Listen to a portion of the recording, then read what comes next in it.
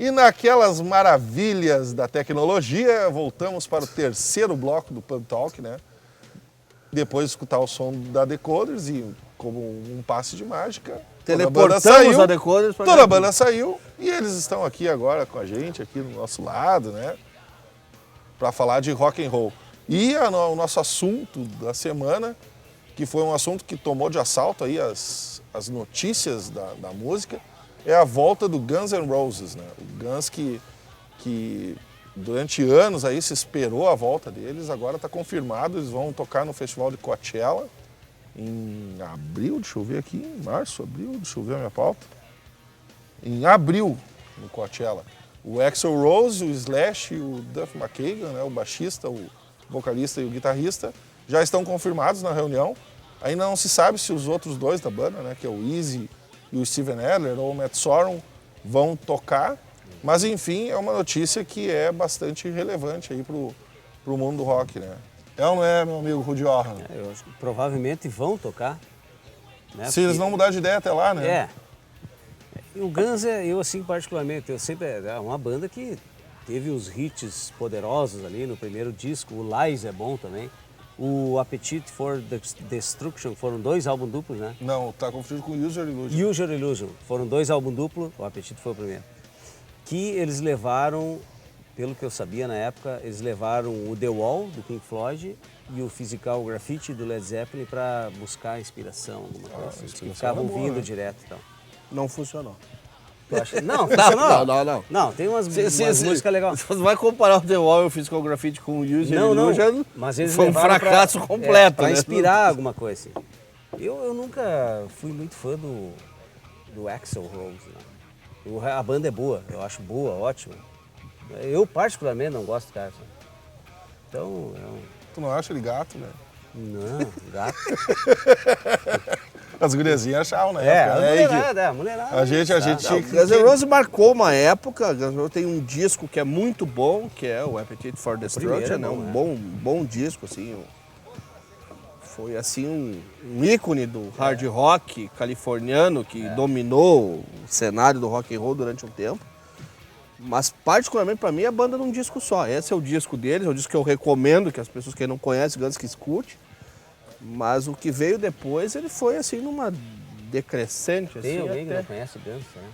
Pois é, eu Sweet acho que Child tem O' Mine gente- todo mundo Mas toca. tem gente que não. Deve ter alguma versão sertaneja da Sweet Child Eu O' acho que é Mine a gente parecido com conhece, né? Eu acho que é parecido com algumas coisas que a gente não escutou quando era, mas já por ser anterior, a gente foi aprender ou foi descobrir depois.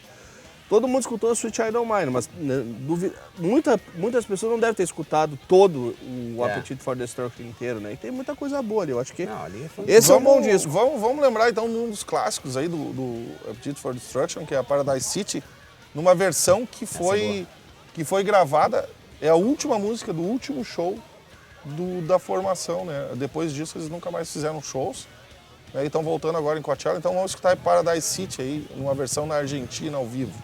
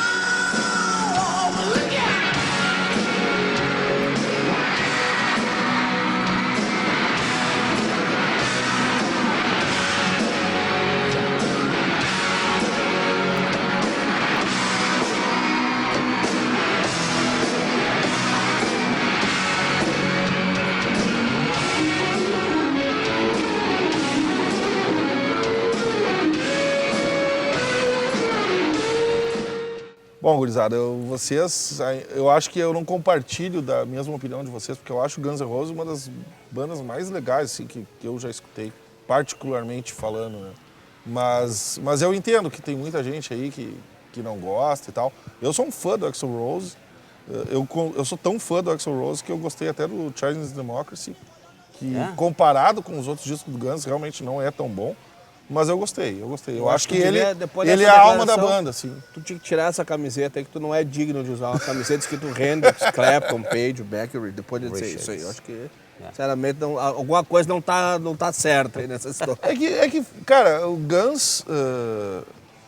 e a gente viveu aquela época bastante, né? Que o Guns, para aquela época, era, sem dúvida, a maior banda que tinha, né? Talvez não fosse a minha ou a tua preferida e tal, né? Mas que marcou aquela época, marcou, né, cara? Então isso fica na lembrança do cara. O Guns, pra mim, assim... Então vamos tirar a memória emotiva da história e trazer o pessoal da Decores para conversa. Quem não vivenciou aquela época. O que vocês acham do Guns N' Roses, assim, pessoal? Qual é a opinião de vocês? A primeira coisa que eu preciso falar é que nós estamos na presença, e eu vou revelar isso aqui em rede global.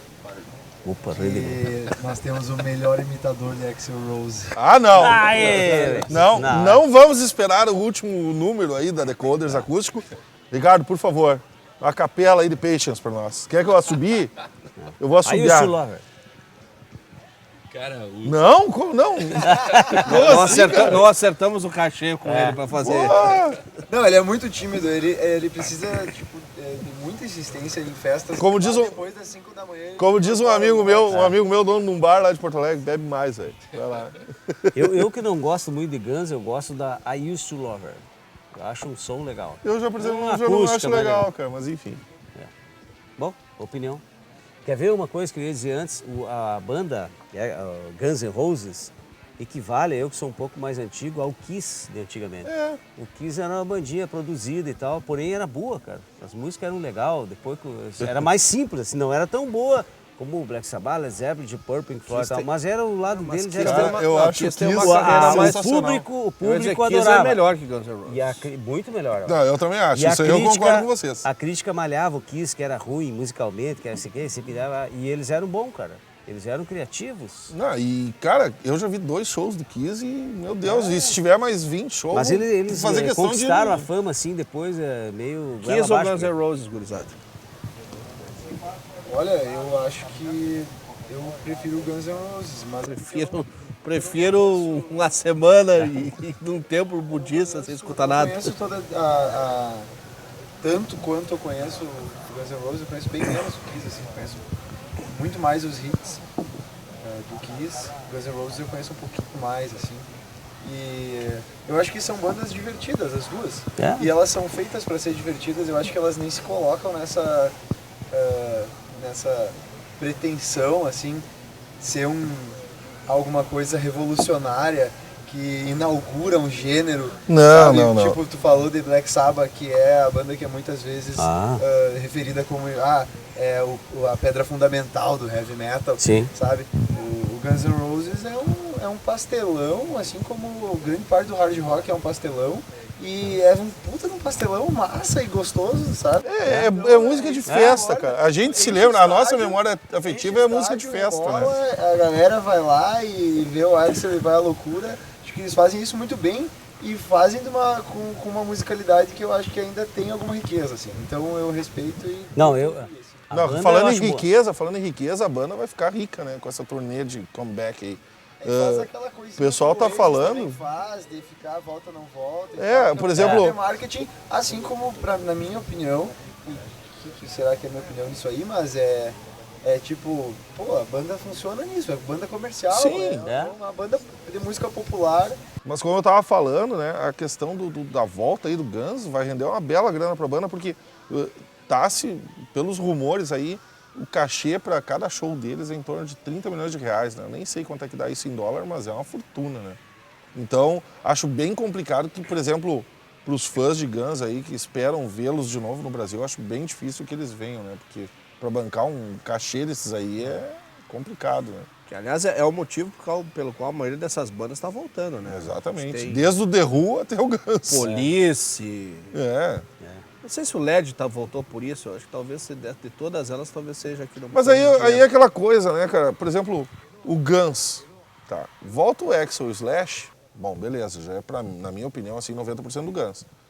Mas, cara, como é que tu vai pensar numa volta do Led Zeppelin sem o Bonham, sabe? Eu acho que é uma banda que no caso do John Bonham, fazia muito mais...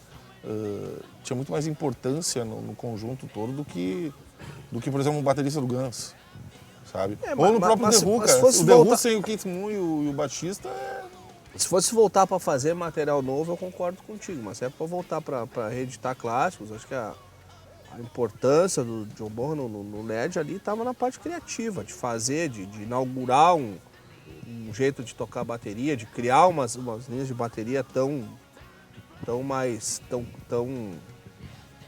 com a identidade dele ali, né? Sim. Eu acho que o filho dele foi bem, eu acho que não. Não, foi bem. Mas é o que caracteriza o teor caça-níquel da coisa. Eu acho que esse negócio do teor caça-níquel, eu vi uma comparação, que eu acho que dá pra comparar, que é parecido com isso, sobre essas voltas, né, triunfais que tá todo mundo esperando. Foi o caso, por exemplo, do Star Wars, que, bom, aquele fã da trilogia original do Star Wars, ele era quem ia realmente se importar se a coisa ia voltar no mesmo nível, Sim. né, bom ou ruim como era antes. Só que na visão de quem tava fazendo a coisa, isso não importava, porque não importava o filme que seria feito, eles já iam comprar o ingresso Exatamente. um ano antes de sair o filme. Então essas voltas de bandas ou de enfim, franquias que sejam, elas são para agradar o fã e para saciar aquele saudosismo, bem o que o Wick falou. Não se espera que a banda vá voltar e vai compor no mesmo nível. E se eles compuserem no mesmo nível, eles estão em outro contexto, eles estão numa outra fase. E se é que vai não compor, vai ter o mesmo impacto. Porque né? a maioria dessas bandas que voltam não compõem, né? Eles voltam, fazem uma turnê e acabou, né? Às vezes apresentam alguma outra coisa original. Por exemplo, uma das voltas, para nós não faz tanto sentido, assim, mas é uma banda que era muito grande na Inglaterra, que é o Stone Roses, né? Os caras lançaram um disco, fizeram sucesso, alguns comparavam até a Beatlemania na época e tal, e fizeram depois um outro disco e acabaram. E aí eles voltaram alguns anos atrás, fizeram uma turnê gigantesca, encheram os bolsos de dinheiro e deu, acabou. Não tem mais Stone Roses. Quando eles terminarem esse dinheiro, daqui a pouco eles voltam. Eles estão financiados por mais uns 10 anos. Aí, daqui a 10 anos a gente vai ter uma nova turnê do Stone Roses e provavelmente outra do Guns, né? Se tiverem todos aí. Pois é, né, cara? Tem aquela história clássica do Guns que eu acho que o Steven Adler não deve voltar, né? A não ser que ele tenha se reabilitado, porque ele saiu da banda por problema de drogas, né? Como eles gostavam de dizer, né? Ele roubava as drogas dos outros. Os problemas de drogas que ele pegava a droga dos outros. Aí o resto da banda teve que tirar ele. Mas enfim, a Decoders tá aí na ativa, não vai acabar e voltar e tal, né? Continuam fazendo shows e tal. Olha aí. O Ricardo ele não quer falar, porque se ele falar, ele vai cantar, né, cara? Que nem o Axel. Ele vai ter que imitar o Axel. Eu falei isso porque se vocês estiverem na presença dele nas altas horas da madrugada, vale a pena fazer. Eu vou cobrar isso, a hora que eu encontrar ele na noite, eu vou cobrar. A Used to Love Her é uma das especialidades. Bacana. Mas, enfim, a pergunta sobre a Decoders, cara, pra falar a verdade, a gente tava nesse período agora de férias e tal, e estamos retomando, assim, as atividades com a banda e com uma vontade enorme de fazer coisas novas, assim, e principalmente mostrar coisas novas para quem está acompanhando a banda e tal. A gente não fez nenhum vídeo oficial, assim, dessas músicas desse CD, então a gente sabe que tipo, a gente é uma banda, eu acho que todos nós cresceu na geração do videoclipe, assim, MTV, e videoclipe, por mais que seja no geral, aquela ferramenta de divulgação chinelona, foi por muito tempo isso. Hoje em dia, as bandas valorizam o videoclipe e o videoclipe importa muito, assim, cria muita identidade pra banda, né? Então, uma coisa que a gente tá querendo fazer agora, assim, um dos objetivos é ter um registro visual legal. Inclusive, o Pub Talk nos dá certo treinamento, assim. Sim, né? Porque, digamos que a gente vai aparecer no videoclipe, não é uma regra. Vai ter videoclipes que a gente não vai aparecer, né? Até curto. Mas a gente já está treinando aqui a nossa performance imagética aqui e dar essa oportunidade para fazer esses registros visuais que são essenciais para as bandas, assim. Eu diria que a gente até peca um pouco nisso, assim, tem que se disciplinar para fazer mais registro audiovisual. Eu acho que está voltando o videoclipe de uma outra maneira, né? Porque não num canal específico, mas as pessoas para conhecer o trabalho, elas vão pro YouTube, elas vão Exato. procurar. Vamos procurar. Vão Eu procurar conheço algum... muita gente E que tem escuta tudo música. lá, Por né? exemplo, eu escuto muito no Spotify. Tem gente que bota playlist no YouTube. Não, Sabe, pra ficar escutando. tá se criando no modelo da indústria, assim, né? Produtoras muito gigantescas, assim, para fazer videoclipe, que fazem videoclipes que eles alongam a música tem 4 minutos, o videoclipe tem 8, né? Principalmente da música pop, do rap também, assim, conta toda uma história, uma super produção no videoclipe, assim. Claro que não é o caso da Decoder ainda. Não, mas é que o videoclipe também... Bom, tem que sempre Tu ter pega, por exemplo, um videoclipe que nem daquele coreano maluco lá do Gangnam Style.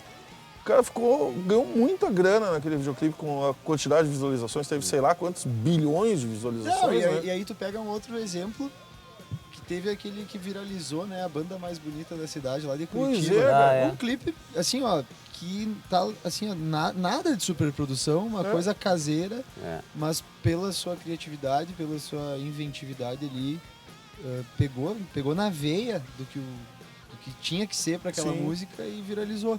E a banda hoje ela não toca no Faustão, não é uma banda super famosa, mas mesmo assim é uma banda que continua excursionando, tocando, fazendo disco, e eu acho que se não tivesse dado esse passo e tido esse impulso, né, talvez hoje não estaria produzindo. É uma banda Exatamente. produtiva, é uma banda que alimenta uma cena alternativa que tá bem viva no Brasil, eu diria. Ah, isso é muito legal, né? Aqui em João, eu acho um reflexo, né? Porque tem muita gente que diz que o rock hoje no Brasil meio que acabou, estagnou. Teve até aquela notícia das 100 músicas mais tocadas no Brasil em 2015, não tem nenhum rock and roll, né? Mas a cena underground, a cena alternativa continua bem efervescente, assim, E isso é legal. As pessoas não estão ouvindo tanto o rádio, elas ouvem, Exatamente. procuram música de outras, além do rádio, elas procuram É. música de outras formas, né? Pois é. E essa é a saída, até são saídas baratas para bandas, por exemplo, que nem a Decoders, que tem em vários lugares e tal, né? Eu acho que nem só o rock, assim, eu acho que tá tão massificado, assim, essa coisa por exemplo, o sertanejo é um gênero muito massificado, o pop mais de massa, assim, também. Então acaba que não é só o rock que acaba ficando ofuscado da grande mídia e sobrevivendo desse circuito alternativo. São outros gêneros Até também, a própria sabe? MPB, né? A gente mais nova da MPB aí tá indo vamos por lá, esse lado do underground. que né? reggae, MPB, folk, outros gêneros que não são o rock, que estão super vivos e que todo mundo sabe que não que seja ruim fazer sucesso, mas que a ausência dessa super visibilidade também permite a muitos artistas assim que continuem numa É a questão uma da liberdade, criatividade né? muito mais livre, né? Isso é muito relativo, porque varia de artista para artista, mas eu acho que eu até foi com o Jores Fonseca, a gente conversou ali na rádio, e ele disse assim que é uma bobagem quem diz que a música brasileira tá morrendo e coisa e tal. Ele disse inclusive que a música brasileira tá num grande período, sabe? E eu concordo com ele, assim, se tu começa a acompanhar publicações da internet que acompanham isso aí, tem muitas e tá sempre surgindo coisa muito boa, assim, então não dá pra reclamar também que a música não tá legal. No Brasil tá sendo produzida muita E o legal é que assim, ó, assim como a música, não puxando a sardinha pro nosso lado, mas por exemplo lá na Rádio Unijuí, onde tu e o Nene trabalham, e aqui no Pub Talk a gente tenta, né, dar espaço, a gente aqui dá espaço para as bandas de Juí, e por exemplo lá na Rádio Unijuí eu vejo que tem muito dessa ideia assim de tocar coisas que não são tão comerciais e tal, isso é legal. Não se ouve sempre a mesma coisa, o que é muito bom, né? Que é ótimo. Né? Mas enfim, né? Enquanto os guris da Decoders não têm o videoclipe deles, né? Daqui a pouco a gente vai fazer assim e vai sair essa mesa, eles vão voltar pra cá, vão tocar a última música do nosso Pub Talk. A gente quer agradecer aí de novo, né? Vocês são de casa, vocês já sabem, né? O JP já tá quase apresentando o programa. Quase mais aqui com a gente. aparições que eu, que é do Faltando. É verdade. de vez em quando. Te liga, velho, que tem gente no teu bico. Então, assim, a gente vai terminando aí o nosso Pub Talk de hoje, né? Mandando um abraço aí pro Juliano do Paiol, que é o nosso anfitrião principal, né? Que tá nós estamos dando umas férias aí pro Juliano, mas o Paiol continua aí. Agora, sexta-feira, vai ter show da Excellence lá, então convidando todo mundo aí a chegar lá no Paiol, tomar uma cerveja com a gente. E deixando um abraço para a galera, né? Convidando vocês até para ver o nosso Pub Talk Summer da semana que vem aí. Um abraço a todos.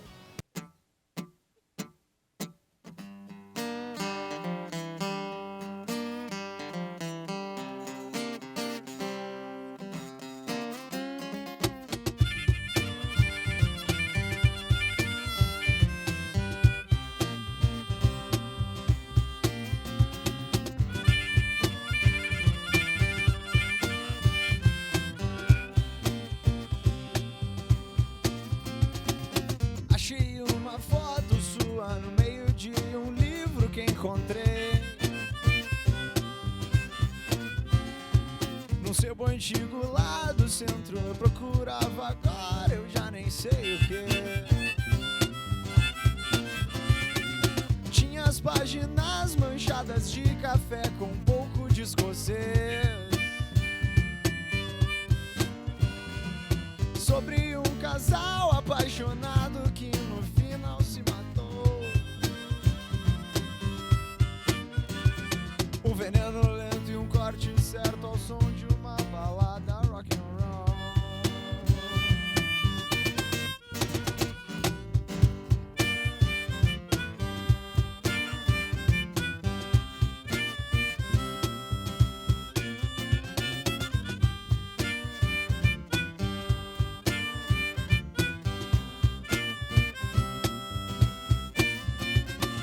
Achei uma carta sua no encarte de um disco do The Kings.